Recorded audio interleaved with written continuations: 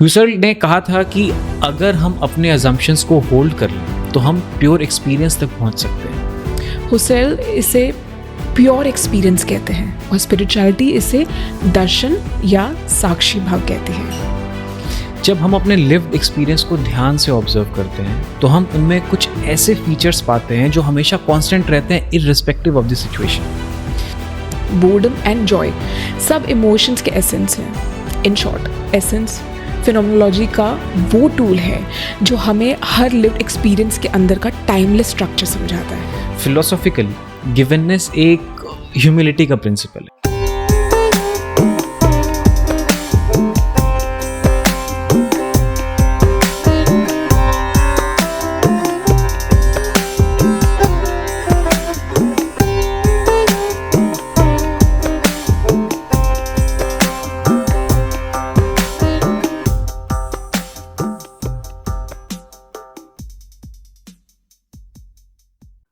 आज हम एक ऐसी फिलॉसफी एक्सप्लोर करने जा रहे हैं जो हमें दुनिया को देखने का एक नया नजरिया देती है।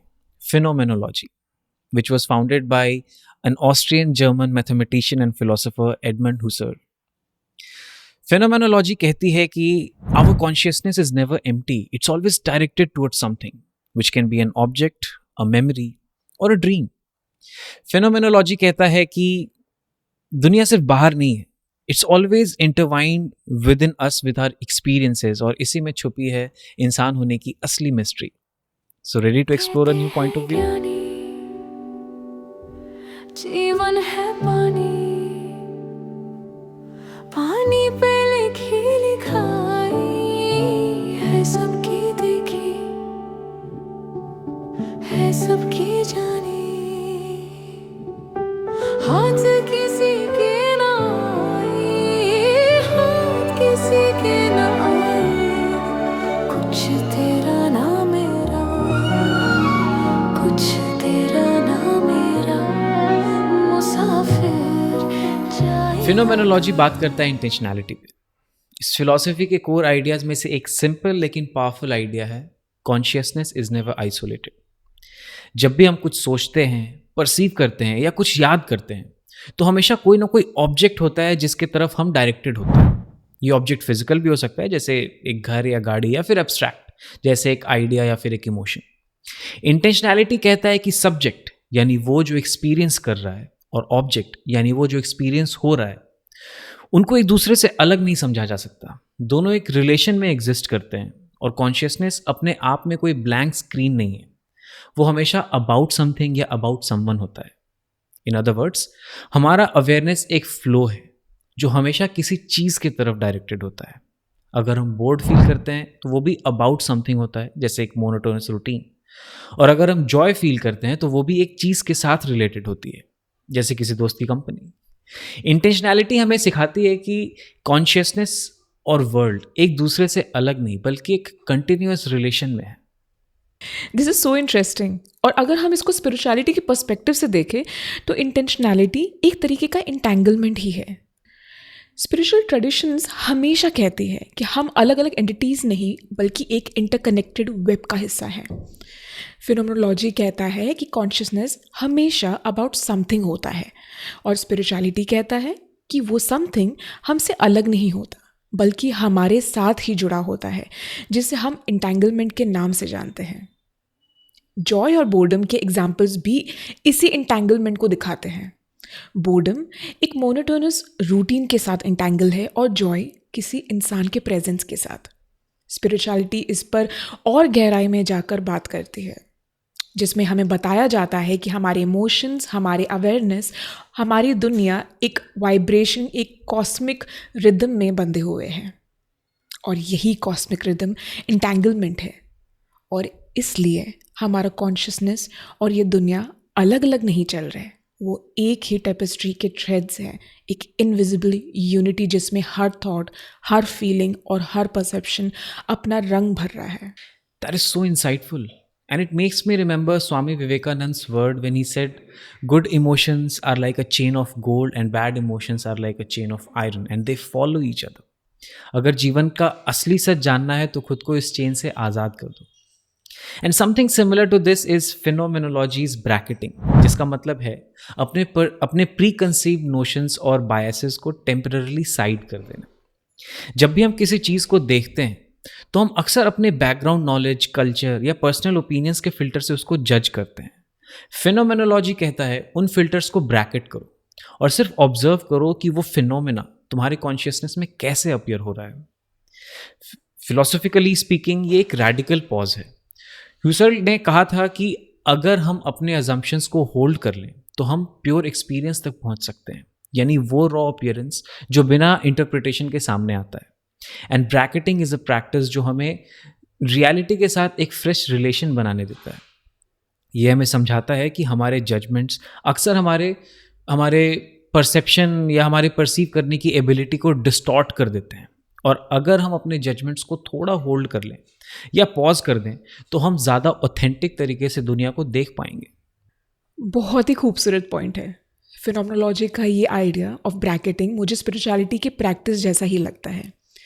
जब हम अपने फिल्टर्स जैसे कल्चर, ओपिनियंस, जजमेंट्स को थोड़ा पॉज कर देते हैं तो हम अपने अंदर एक शांति महसूस करते हैं। हुसेल इसे प्योर एक्सपीरियंस कहते हैं और स्पिरिचुअलिटी इसे दर्शन या साक्षी भाव कहती है। स्पिरिचुअल ट्रेडिशंस हमेशा ये सिखाते हैं कि रियलिटी को देखने के लिए पहले अपने मन के लेयर्स को साइड करना पड़ता है। जैसे मेडिटेशन में हम अपने थॉट्स को ब्रैकेट करते हैं और सिर्फ ऑब्जर्व करते हैं कि चीज़ें हमारे कॉन्शियसनेस में कैसे अपीयर हो रही है। उस मोमेंट में हम दुनिया को अपने कंडीशनिंग के बिना देखते हैं, एक फ्रेश ऑथेंटिक रिलेशन के साथ।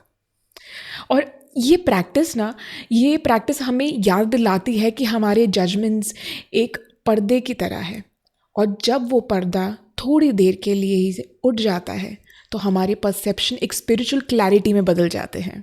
फिनोमेनोलॉजी इसको फिलॉसफी के लैंग्वेज में समझाता है और स्पिरिचुअलिटी इसको एक इनर अवेकनिंग के रूप में। सो ट्रू, कितनी सिमिलैरिटीज हैं यार इन दोनों में। Yeah. और अगर इसी चीज़ को एक स्टेप आगे बढ़कर देखें तो हुसेल कहते थे कि जब हम अपने लिव्ड एक्सपीरियंस को ध्यान से ऑब्जर्व करते हैं तो हम उनमें कुछ ऐसे फीचर्स पाते हैं जो हमेशा कांस्टेंट रहते हैं irrespective of the situation. In other words, हर चीज़ जो हम एक्सपीरियंस करते हैं उसके अंदर एक एसेंस होता है, एक फंडामेंटल स्ट्रक्चर जो उसको असली रूप देता है। फॉर एग्जाम्पल, ये सोफ़ा जिस पे हम बैठे हैं, एक सोफ़ा रेड भी हो सकता है, ब्लू भी, बड़ा भी हो सकता है, छोटा भी, लेदर का भी हो सकता है या कपड़े का भी। लेकिन इन सब वेरिएशंस के बावजूद जो प्रॉपर्टी सोफ़ा को सोफ़ा बनाती है, जिसकी वजह से हम उसे रिकॉग्नाइज कर पाते हैं, that is its essence. Usain इस चीज़ को इडेटिक रिडक्शन के थ्रू समझाते हैं और कहते हैं कि अपने इमेजिनेशन में एक ऑब्जेक्ट इमेजिन करो और फिर उसके सारे पॉसिबल वेरिएशंस लाओ और फिर देखो कि उन सारे वेरिएशंस में वो क्या चीज़ है जो कांस्टेंट रहती है। वो कांस्टेंट ही उस ऑब्जेक्ट का एसेंस है। अब जैसे मेमोरी का एग्जांपल लो, कभी मेमोरी विविड होती है, कभी फेंट, कभी डिस्टॉर्टेड, लेकिन हर मेमोरी का एक इनवेरिएंट स्ट्रक्चर है। वो हमेशा पास्ट की तरफ ओरिएंटेड होती है। अगर वो पास्ट की तरफ डायरेक्टेड ना हो तो वो मेमोरी हो ही नहीं सकती, या तो वो इमेजिनेशन होगी या एंटिसिपेशन। यानी essence of memory is its past directedness, and that's why essences of phenomenology states that experience of any object, real और abstract, is possible only because of its universal structure. Perception का essence है कि वो हमेशा एक object को present कराता है, चाहे वो पार्शियल हो, चाहे वो पार्शियली क्यों ना हो। इमेजिनेशन का एसेंस है कि वो हमेशा एक पॉसिबल या फिक्शनल ऑब्जेक्ट को प्रेजेंट करता है, और इमोशन का एसेंस है कि वो हमेशा किसी वैल्यू या रिलेशन के साथ डायरेक्टेड होता है। डेली लाइफ में भी हम एसेंस को हर जगह फील कर सकते हैं। जैसे लूडो खेलते वक्त जब हम डाइस के अपर साइड को देखते हैं तो हम सिर्फ एक साइड पे लिखे नंबर को ही कंसिडर करते हैं, लेकिन हमारा कॉन्शियसनेस पूरे क्यूब को इंटेंड करता है जो परसेप्शन का एसेंस है। बोर्डम एंड जॉय सब इमोशंस के एसेंस हैं। इन शॉर्ट, एसेंस फिनोमेनोलॉजी का वो टूल है जो हमें हर लिव्ड एक्सपीरियंस के अंदर का टाइमलेस स्ट्रक्चर समझाता है। Exactly, essence can be called as the grammar of consciousness, जो कॉन्शियसनेस और वर्ल्ड के बीच के रिलेशन को डिफाइन करता है। इस फिलॉसफी का एक और की कॉन्सेप्ट है गिवननेस। गिवननेस कहता है कि हमारा कॉन्शियसनेस सिर्फ चीज़ों को क्रिएट या इम्पोज नहीं करता, वो चीज़ों को रिसीव भी करता है।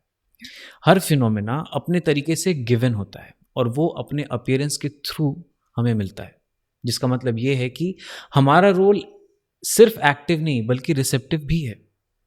फिलोसॉफिकली गिवननेस एक ह्यूमिलिटी का प्रिंसिपल है जो ये कहता है कि हमें चीज़ों को फोर्स नहीं करना चाहिए कि वो एक पर्टिकुलर फॉर्म में अपीयर हों, हमें उन्हें एक नेचुरल फॉर्म में एक्सेप्ट करना चाहिए। जैसे एक सनराइज जो अपने तरीके से प्लीजिंगली अपीयर होता है, हम उसे कंट्रोल नहीं कर सकते, हम उसे सिर्फ रिसीव कर सकते हैं। इन अदर वर्ड्स, गिवननेस हमें ये सिखाता है कि रियलिटी अपने आप को प्रेजेंट करती है और ये हमारी रिस्पॉन्सिबिलिटी है कि हम उसे ओपन हार्ट और ओपन माइंड के साथ एक्सेप्ट करें ताकि हम रियलिटी को उसके असली रूप में देख पाएं। बिल्कुल, और ये आइडिया भी स्पिरिचुअलिटी के साथ बहुत रेजोनेट करता है। गिवननेस कहता है कि कॉन्शियसनेस सिर्फ क्रिएट या इम्पोज नहीं करता, वो रिसीव भी करता है। स्पिरिचुअल ट्रेडिशंस भी यही सिखाते हैं कि हम अपने मन को एक रिसेप्टिव स्टेट में लाएं जहां हम रियलिटी को उसके असली रूप में एक्सेप्ट कर सकें, सिर्फ विटनेस करें बिना कंट्रोल किए। जैसे सनराइज अपने तरीके से अपीयर होता है और हम उसे रिसीव करते हैं, ठीक वैसे ही मेडिटेशन में हम अपने थॉट्स को फोर्स नहीं करना चाहिए, हमें उन्हें अलाउ करना चाहिए कि वो अपने नेचुरल फॉर्म में आए और फिर चले जाएं। गिवननेस को स्पिरिचुअलिटी में सरेंडर के रूप में समझाया जाता है। जब हम अपने नोशंस और ओपिनियंस को साइड कर देते हैं तो हमारे अवेयरनेस रियलिटी को वैसे ही रिसीव करता है जैसा वो है, और इसी ओपननेस में हमारा परसेप्शन एक स्पिरिचुअल क्लैरिटी में बदल जाता है। एग्जैक्टली, आई ऑल्सो थिंक कि फिनोमेनोलॉजी का गिवननेस और स्पिरिचुअलिटी का सरेंडर शायद एक ही बात कर रहे हैं।